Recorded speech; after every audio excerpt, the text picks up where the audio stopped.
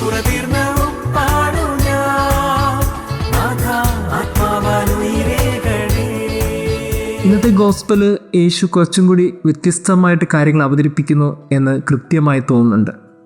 കാരണം യോഹന്നാന്റെ സുവിശേഷത്തിൽ നമ്മൾ കാണുന്നത് യേശു തന്നെ മറ്റു പലതുമായി ഉപമിക്കുന്നതാണ്. ഞാനാണ് വാതിൽ, ഞാനാണ് നല്ലിടയൻ, ഞാനാണ് വഴിയും സത്യവും ജീവനും, ഞാൻ മുന്തിരിച്ചെടിയും നിങ്ങളതിലെ ശാഖകളുമാണ്. ഇങ്ങനെ ഞാൻ എന്നൊരു വാക്കുകൊണ്ട് യേശു പലതിനെയും പല രീതിയിൽ ഉപമിക്കും. പക്ഷേ ഇന്ന് ആദ്യമായിട്ട് യേശു തൻ്റെ മുമ്പിലുള്ളവരെ ഉപമിക്കുകയാണ്. യേശു പറഞ്ഞത് ഇങ്ങനെയാണ്: നിങ്ങൾ ഈ ഭൂമിയുടെ ഉപ്പാണ്. എന്തുകൊണ്ടായിരിക്കും യേശു ഇത് പറഞ്ഞത്? ഉപ്പും മനുഷ്യരും തമ്മിൽ എന്താ ബന്ധം? ഇത് ചോദിക്കുമ്പോൾ തിരിച്ചൊരു ചോദ്യമാണ് ചോദിക്കേണ്ടത്: എവിടെയാണ് ബന്ധം ഇല്ലാത്തത്?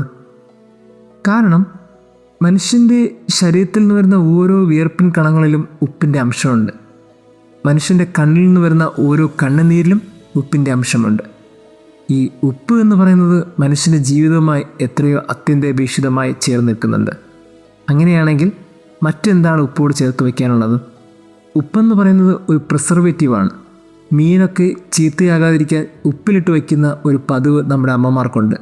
അങ്ങനെയാണെങ്കിൽ ഇതെല്ലാം കോർത്തിണക്കി യേശു പറഞ്ഞ വാക്കിനെ ആഴമായി ചിന്തിക്കുമ്പോൾ നമുക്ക് മനസ്സിലാകും, ഉപ്പ് എന്ന് പറയുന്നത് ഒന്നും നശിച്ചു പോകാതെ സൂക്ഷിക്കുവാനുള്ള ഏറ്റവും മനോഹരമായ ഒന്നാണ്. ഒരു വീടിനകത്ത് നിന്ന് ഈ വചനഭാഗം കേൾക്കുന്നവരൊക്കെ ചിന്തിക്കേണ്ടത്, ഒരമ്മയുടെ കണ്ണുനീര് രാത്രിയും പകലെന്നില്ലാത്ത തിരുഹൃദയത്തിന് മുമ്പിൽ മുട്ടുകുത്തി ആ കണ്ണിൽ നിന്ന് കണ്ണുനീര് ഒഴുകുന്നുണ്ടെങ്കിൽ ആ കണ്ണുനീര് ഒരു പ്രിസർവേറ്റീവാണ്. ഒരപ്പൻ തൻ്റെ ജീവിത പങ്കാളിക്കും മക്കൾക്കും വേണ്ടി രാത്രിയെന്നോ പകലെന്നോ ഇല്ലാതെ അധ്വാനിച്ച് നെറ്റിയിലെ വിയർപ്പൊഴുക്കുമ്പോൾ ആ വിയർപ്പ് ഒരു പ്രിസർവേറ്റീവാണ്. ഒരിക്കലും ആ കുടുംബം നശിച്ചു പോകാതിരിക്കാൻ, എല്ലായ്പ്പോഴും ആ കുടുംബം ഉയർന്നു വരുവാൻ ആ അമ്മയുടെ കണ്ണുനീരും അപ്പൻ്റെ വിയർപ്പും അത്യാവശ്യമാണ്. അങ്ങനെയാണെങ്കിൽ പ്രിയമുള്ളവരെ, ഒരു കുടുംബത്തിനകത്ത് നിന്ന് ഈ വചനഭാഗം കേൾക്കുമ്പോൾ ഒരു കണ്ണുനീരും വെറുതെയല്ല എന്നും ഒരു വിയർപ്പും മോശമല്ല എന്നും ധരിച്ചു കൊള്ളണം. ഒരു ഇടവക സമൂഹത്തിൻ്റെ പിൻബലത്തിൽ നിന്ന് കേൾക്കുന്നവരും ഒരു സന്യസ്ത ഭവനത്തിൻ്റെ പിൻബലത്തിൽ നിന്ന് കേൾക്കുന്നവരൊക്കെ ധ്യാനിക്കേണ്ടത്, നമ്മളുടെയൊക്കെ ആരോടും പറയാൻ കഴിയാത്ത രീതിയിൽ ഒഴുക്കുന്ന കണ്ണുനീരും നമ്മളൊക്കെ ദൈവജനത്തിന് വേണ്ടിയും നമ്മുടെ പ്രിയപ്പെട്ടവർക്ക് വേണ്ടിയുമൊക്കെ ചിന്തുന്ന ഓരോ വിയർപ്പുമൊക്കെ ഒരു പ്രിസർവേറ്റീവാണ്. ചിലപ്പോൾ അത് നമ്മുടെ തന്നെ കൂട്ടായ്മയ്ക്ക് അല്ലെങ്കിൽ സ്വർഗത്തിലെ നിക്ഷേപത്തിന് ഒന്നും വെറുതെ ആകുന്നില്ല എന്ന് വളരെ വ്യക്തമായിട്ട് യേശു ഇന്നത്തെ ഗോസ്പലിലൂടെ പഠിപ്പിക്കുകയാണ്. നിങ്ങൾ ഭൂമിയുടെ ഉപ്പാണ്. ഒഴുക്കുന്ന കണ്ണുനീരും ചിന്തുന്ന വിയർപ്പുമൊന്നും നഷ്ടമല്ല. അങ്ങനെയാണെങ്കിൽ ക്രിസ്തു മറ്റൊന്നുകൂടി കൂട്ടിച്ചേർക്കും, നിങ്ങൾ ലോകത്തിൻ്റെ പ്രകാശമാണ്. ഈ പ്രകാശമെന്ന് പറയുന്നത് ചുറ്റുമുള്ള അന്ധകാരത്തെ നീക്കാനുള്ള ഏറ്റവും എളുപ്പമാർഗമാണ്. സ്വന്തമായി കത്തിത്തീർന്നുകൊണ്ട് ഒരു പ്രകാശം മറ്റുള്ളവർക്ക് എരിഞ്ഞമരുന്നു. അങ്ങനെയാണെങ്കിൽ പ്രിയമുള്ളവരെ, നമ്മൾ ഓരോരുത്തരും ആർക്കൊക്കെയോ വേണ്ടി എരിഞ്ഞമർന്നുകൊണ്ടിരിക്കുകയാണ്. ഒരു നെരിപ്പൂട്ടിലെ തീക്കനൽ പോലെയാണ് ഈ ജീവിതം. ഇരിഞ്ഞമർന്ന് മറ്റുള്ളവർക്ക് പ്രകാശമാകാനും മറ്റുള്ളവർക്ക് വേണ്ടി കത്തിജ്വലിക്കുവാനും ഈ ജീവിത യാഥാർത്ഥ്യത്തിൽ എന്താണ് നമുക്കുള്ള നേട്ടമെന്ന് ചോദിച്ചാൽ, ആർക്കൊക്കെയോ വേണ്ടി ഓടിത്തീർത്ത ഈ ജീവിതം തന്നെയാണ് ദൈവത്തിൻ്റെ ഏറ്റവും വലിയ കൃപയെന്ന് ചിന്തിക്കുക. അതാണ് ഏറ്റവും മനോഹരമായ കാര്യം. മറ്റുള്ളവർക്ക് വേണ്ടി ഓടിയതും മറ്റുള്ളവർക്ക് വേണ്ടി ചെയ്തതുമായ എല്ലാ കാര്യങ്ങളും അത് സ്വർഗത്തിലെ നിക്ഷേപമാണ്. ആ നിക്ഷേപം ഒരിക്കലും വെറുതെയാകില്ല. ദൈവം നമ്മെ അനുഗ്രഹിക്കട്ടെ.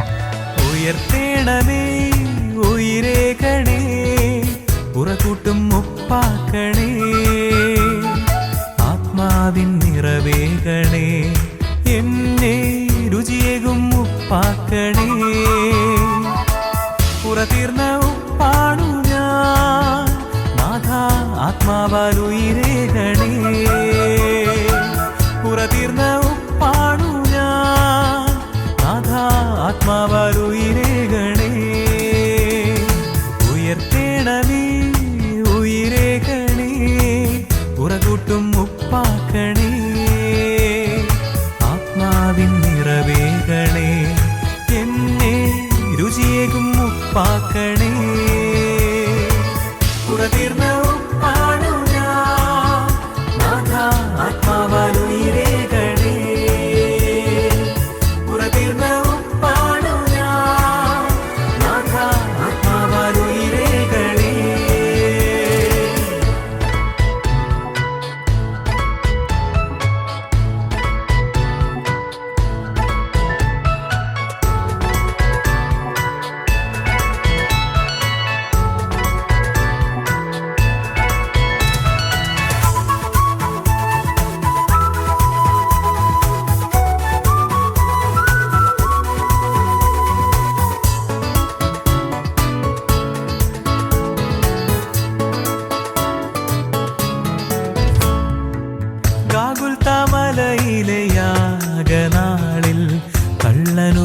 പറുദീസ നൽകിയില്ലേ.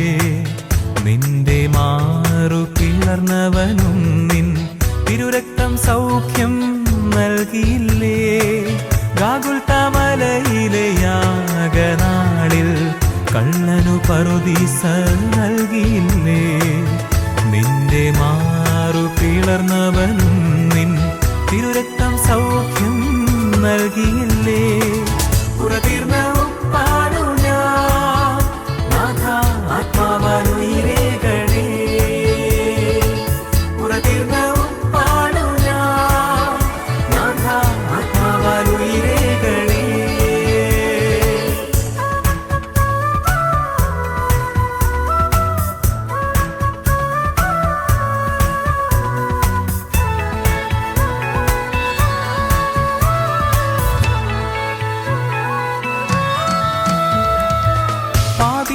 എല്ലാരും വിധിച്ചിടുമ്പോൾ താതാ നീ എന്നെ കൈവിടല്ലേ.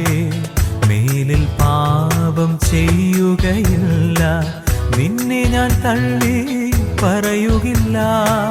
പാപിയായി എല്ലാരും വിധിച്ചിടുമ്പോൾ താതാ നീ എന്നെ കൈവിടല്ലേ. മേലിൽ പാപം ചെയ്യുകയില്ല, നിന്നെ ഞാൻ തള്ളി പറയുകില്ല. ഉയർത്തേണമേ ഉയിരേകണേ, ഉറകൂട്ടും ഉപ്പാക്കണേ. ആത്മാവാൽ നിറവേകണേ, എന്നെ രുചിയേകും ഉപ്പാക്ക